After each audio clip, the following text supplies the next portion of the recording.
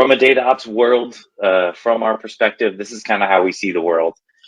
We have our data sources, we have our object stores and our landing areas, and then we have our data warehouses, and then we have, our downstream consumers. And if you look at it, it's a lot like a manufacturing kind of system. We have our raw inputs, we have our steel delivered to the factory, we have our rubber delivered to the factory, and then we're going to put it through a discrete series of processes with sub teams, and they're going to go ahead and make some amazing finished products for us to go use. That's going to make our lives a lot easier.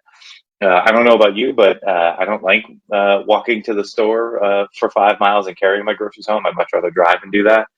It's the same thing here. So these data sources from the StreamSets world, they could be on-prem, they could be cloud stores, they could be legacy systems. It doesn't really matter to us. What we're going to do is we're going to go ahead and ingest that data for you. And the problem that you've seen in the past is that people use multiple tools for different patterns, and this ultimately slows the delivery and they get kind of behind. And then they go ahead and they say, well, that team over there, their offices are on the West Coast, we're on the East Coast. They didn't really tell us they're going to go ahead and do this update.